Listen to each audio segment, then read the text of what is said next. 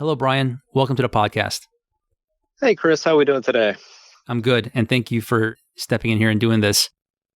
I want to introduce you to Brian Wozny, whose hand and laser cut painted custom wood signs are amazing. I'll give you a little background about myself, but it'll circle back to Brian. Growing up, I was heavily interested in art, but as I got older, I started to get into skateboarding.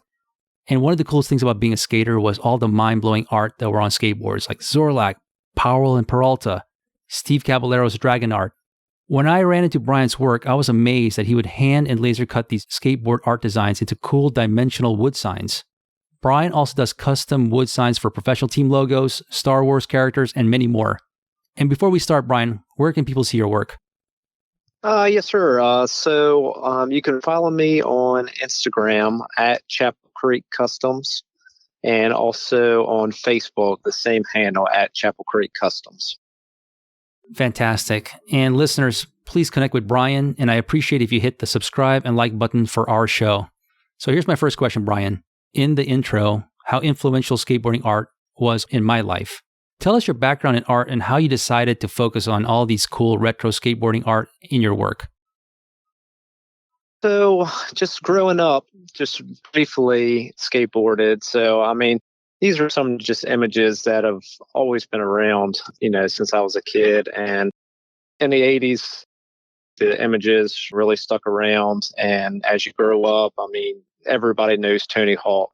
And then his video came out. So I feel like the skating community grew throughout the years. And then, you get away from it and then come back to it again. And then thankfully, things worked out. I was able to start actually doing these skateboard images. As a kid, I'm drawing baseball players, Ghostbusters, things you draw as a kid. And then you eventually evolve into more detailed images and shied away from that as I grew up.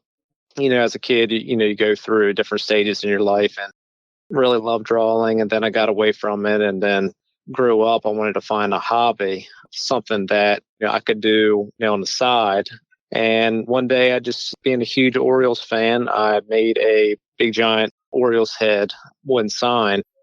And then somebody saw it and they're like, "Oh, you mind making one for me?" So, it really grew from there, making these signs. It just started one here and there as a little side hobby. And then thankfully it's turned into almost a close, professional full-time job. So I've been really thankful for starting as a kid to where I am now to have the opportunity to do things I've done.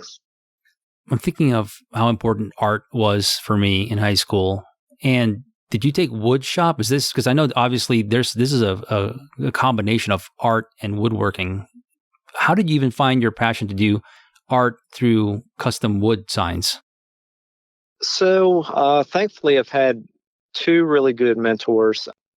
Growing up, of course, was my elementary art teacher, and he would all the time. His main thing he would always draw was Garfield, and I loved that as a kid. And he was a huge Steelers fan, and he always draw Garfield as a Steelers football player, and all these different things. And I really loved that, and he would really push me to do and try different things growing up that you normally wouldn't see.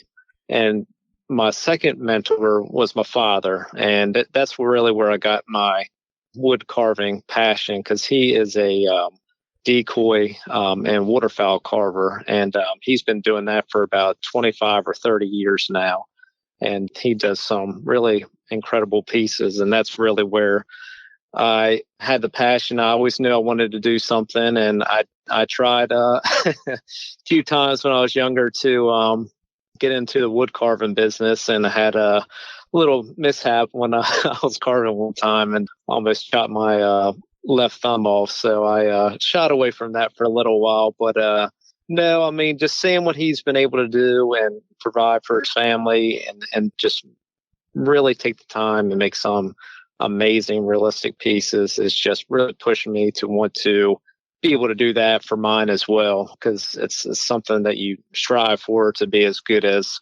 your father. And he just the things he was able to do throughout the years and gets better and better each year. That's really what pushed me to do what I'm doing now.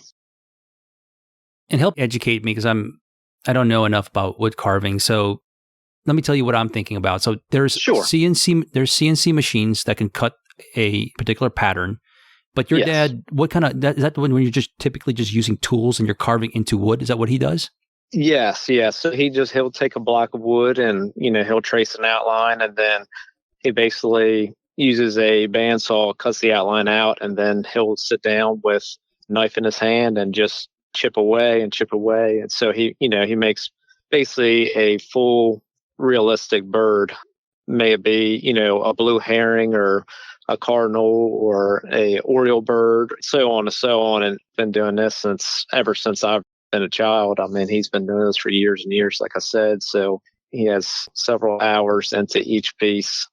And he just started doing about 2 years ago a Maryland blue crab that is just absolutely phenomenal. I mean, I keep promoting that one piece just because it just blows me away that the time and the effort that he's put behind that just to be able to accomplish a realistic blue crab. It's just phenomenal.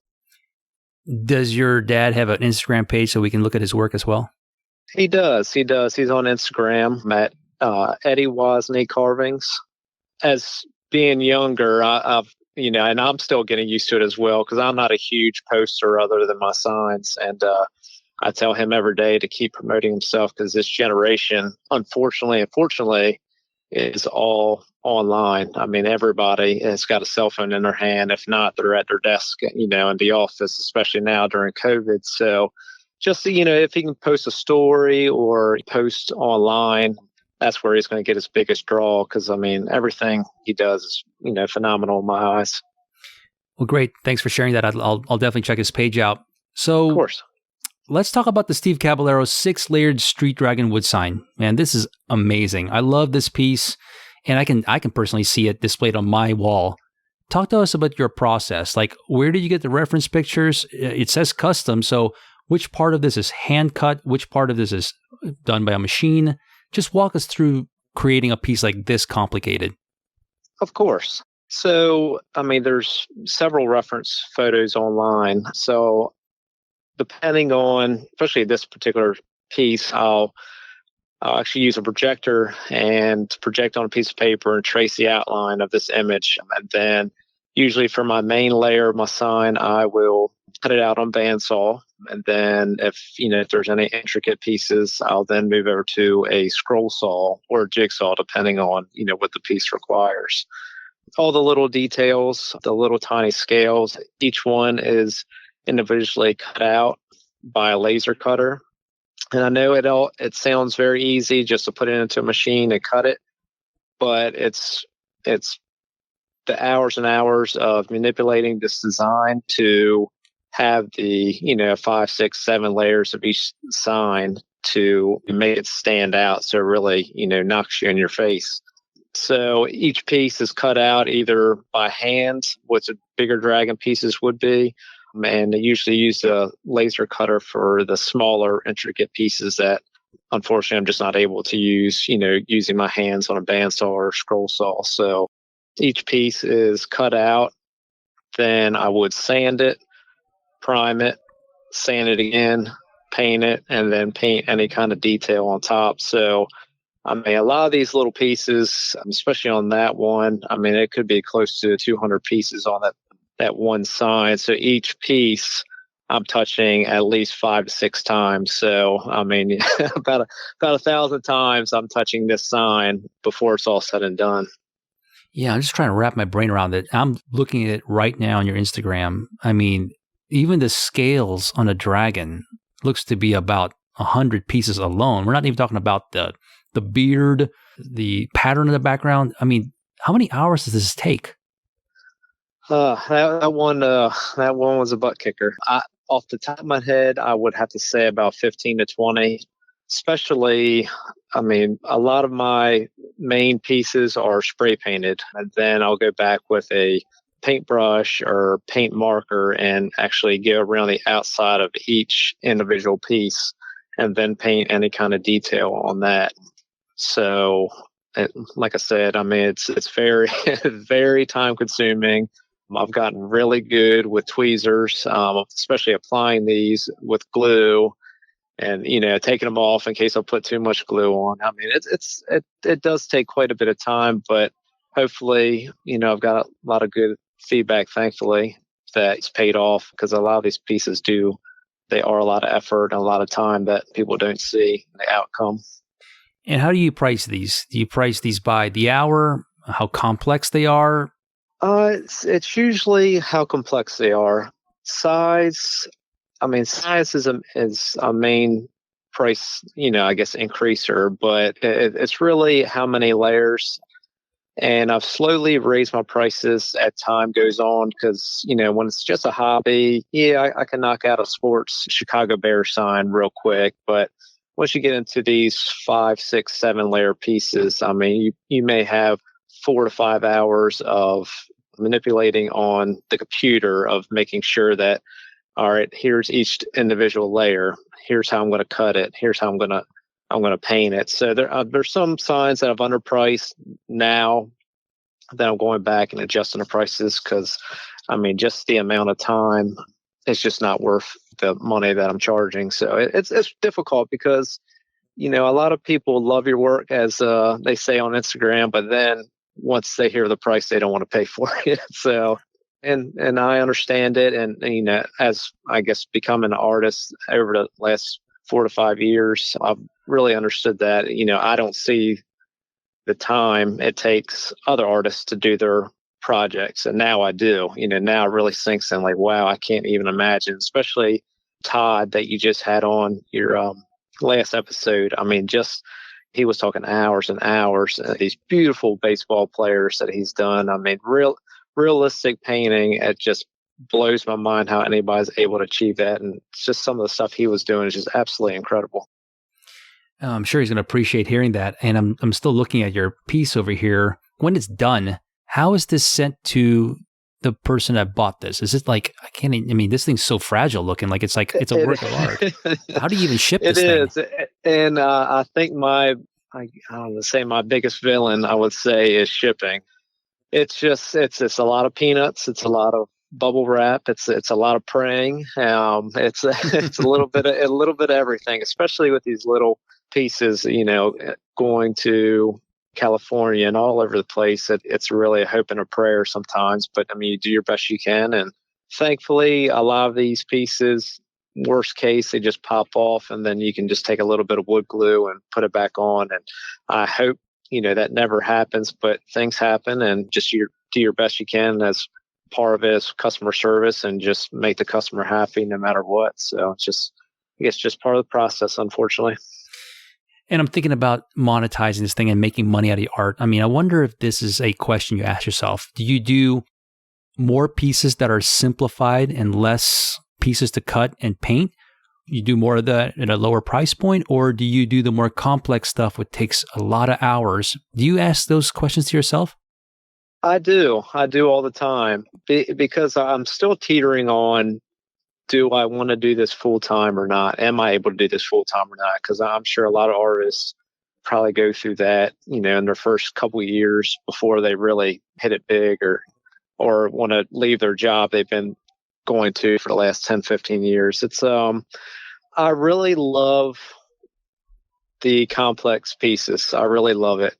Not so much in the beginning, but once I really get it started cutting and painting, really taking the time and seeing how it's all working out. And I keep referring to Todd, because I feel like I'm kind of going through the same thing he's going through, where you start a piece, you get really excited about it, and then you lose interest, because you're like, I don't know if this is going to turn out the way I think it's going to, or, I'm just kind of over it right now. Let me come back to it. So the simple ones they're very easy to knock out and move on to the next one. But I would love to concentrate more on the more complex, and really, I feel like you really grow as an artist by doing more challenging pieces instead of a simple sports logo, which I still love, but I don't think I could actually grow as an artist if I keep doing just those sports signs. Let's piggyback on that. How do you choose what art to create? Are you choosing the subject, or are the people who are commissioning you to do the custom piece choosing for you? A lot of it is commissions, custom made commissions that, somebody might suggest, or somebody might ask for the half for their wall. So a lot of these first time pieces are customer driven. There are some that I'm just so fanatic. I want to try this, Steve Caballero sign or this Pal Peralta Ripper, and just goes from there. So, a lot of my images I can kind of see going forward how much time this is going to take. So unless I have a commission for it, I kind of hold off until there's some, I would say, some money coming in, because, a lot of these are very time consuming. So it does help push you over that edge to at least have some income coming in off of that. Yeah, let's talk about like someone who is a big fan of your work. They see you post something, or better yet, if someone wants to do a commission piece, walk us through how that typically is done with you. How much lead time do you need? Just walk us through the whole commission process.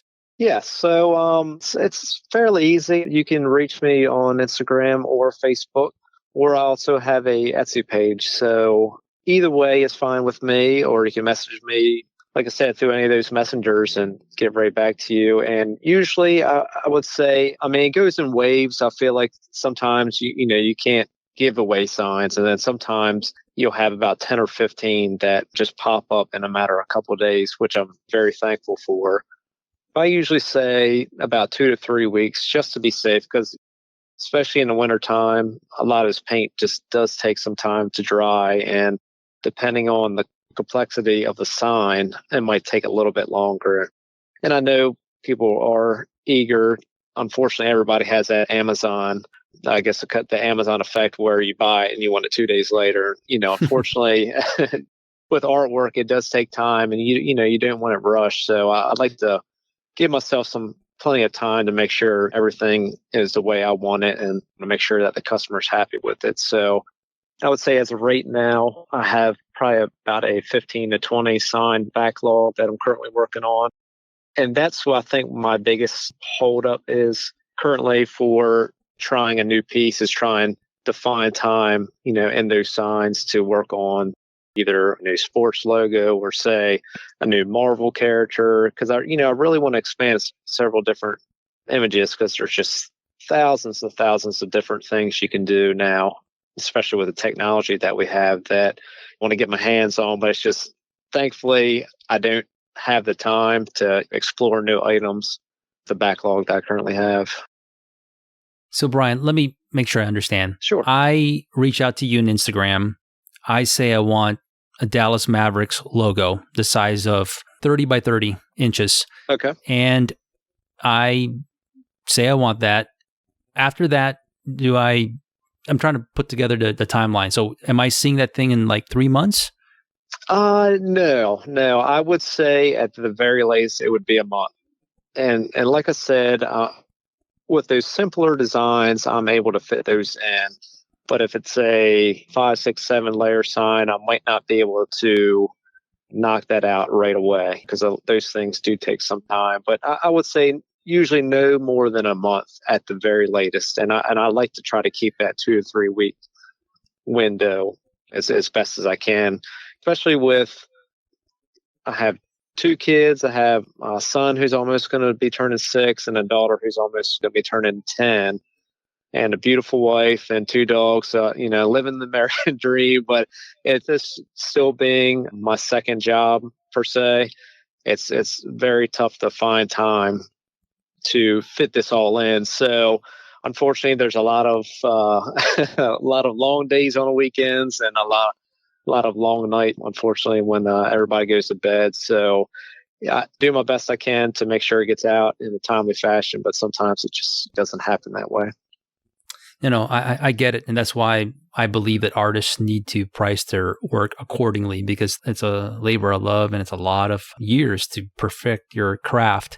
Let me ask you, what is the most enjoyable part of doing one of these signs? It's especially with what my father does, I love the challenge of trying to replicate something to its exact form.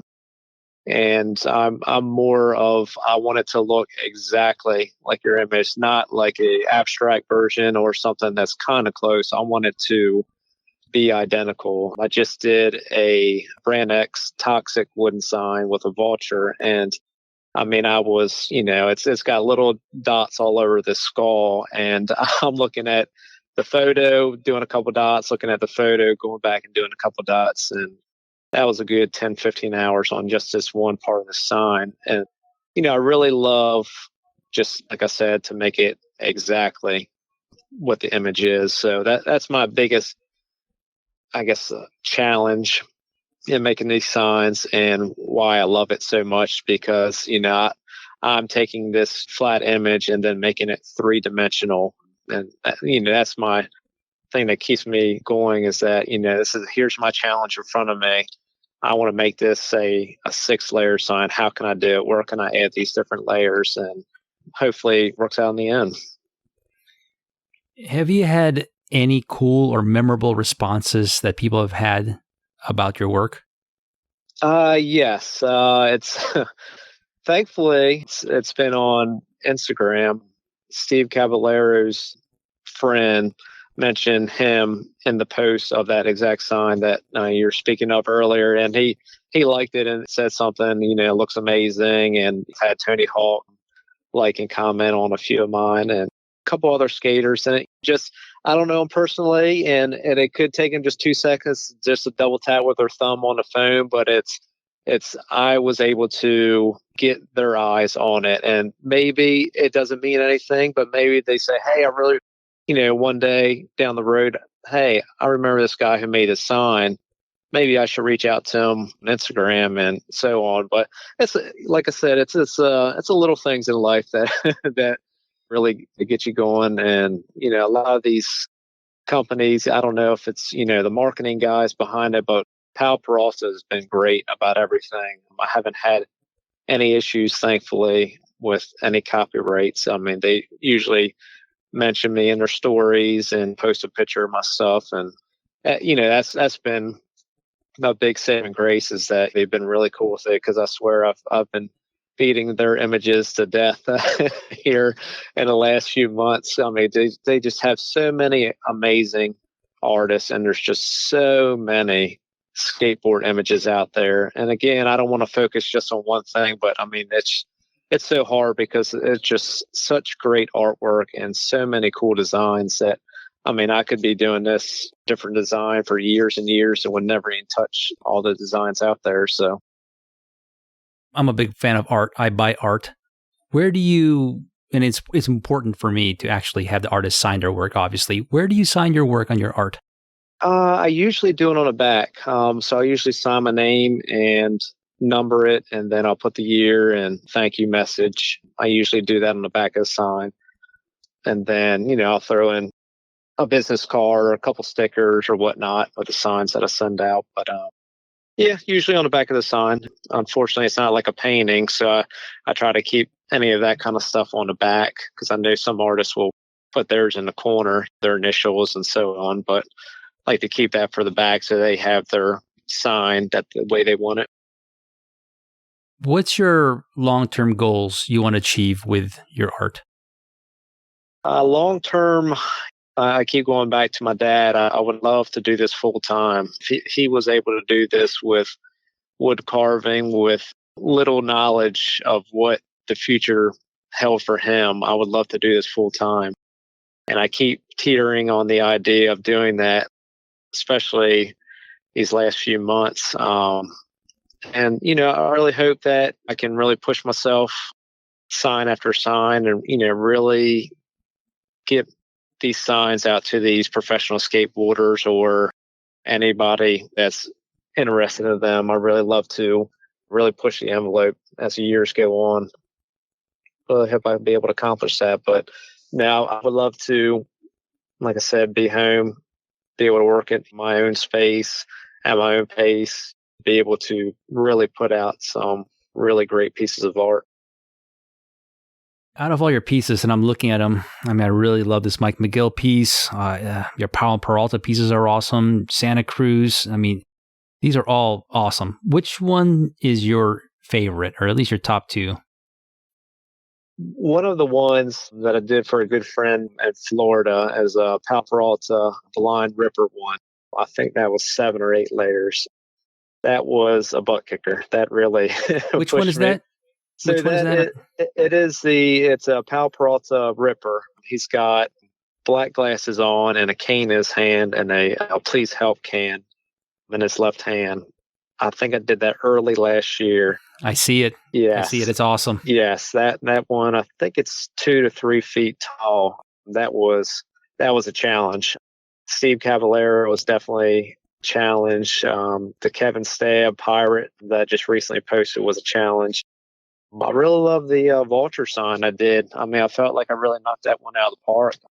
I really want to keep growing and getting better. You know, there's a couple that I think I just knocked out of the park, and then there's some that I, as a artist and I'm sure as a regular person does with their own work is that you critique it like, well, I could have done this better. And I think that's the hardest thing is being your worst critic is that, you always see your little flaws, what you could have done different and so on. So it's, like I said, there are a couple pieces I think I knocked out of the park. There's a lot of signs I think I did well and I got a good response. It's just, again, you're your own worst critic. So it's tough to say sometimes.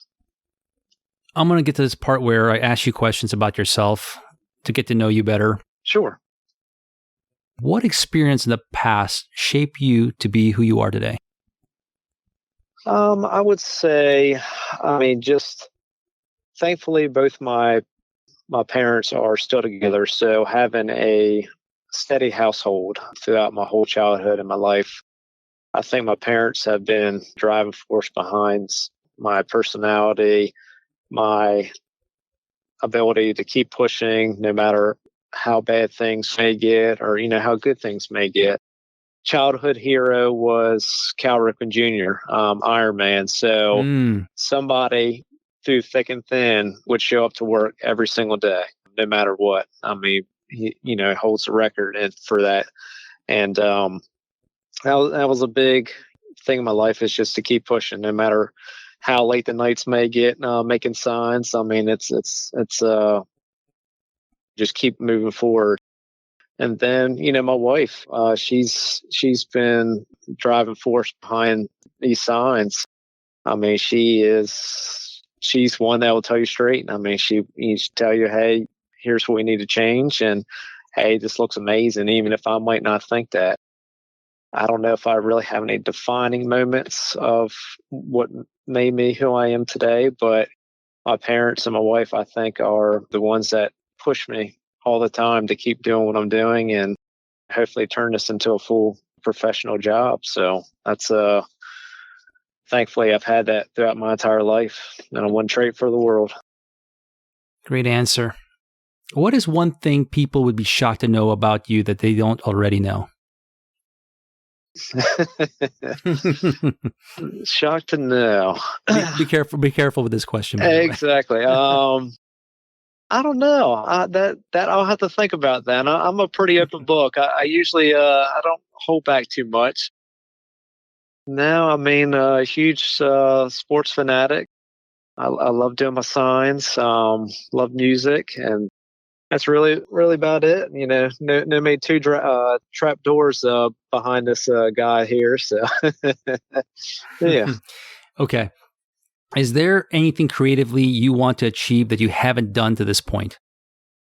Yes. I would say really just pushing my signs to the next level.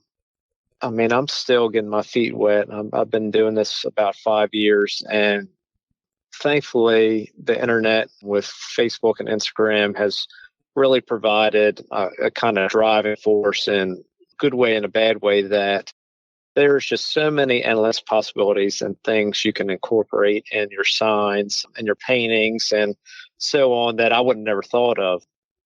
And there's just so much to learn that, I think that I'm just getting the tip of it right now that, I can just add here. Maybe I can add a picture frame or maybe I can add some real pieces of metal and so on just to kind of make it even, I guess, more dimensional, more realistic to that piece. So, I feel like I can, each sign, sign again, that I want to keep seeing which way I can take it and how far I can take it. And there's just so much art out there and so many great, nice people on Instagram and Facebook that have helped me out through this process and just keep pushing me. Because, with Todd and especially one of your earlier podcasts, Steve Casino, I've followed him since he's been on Instagram and with his peanut designs, and now he's doing video games and garbage pail kids signs. And it's just, there's so many different forms out there, so many different ways to share your artwork, and I just want to keep doing that, year after year. Fantastic. And Brian, lastly, how do you personally define success? As long as my family's happy, I'm happy. I think that is the biggest definer of success. If you're able to provide for your family, put a roof over their head, along with your wife providing as well, I think that's success. There's not much more you can ask for in life. Is a wife, 2 beautiful kids, 2 dogs, and then, a steady home. Unfortunately, there's not a lot of that this time. And, I think that's a success.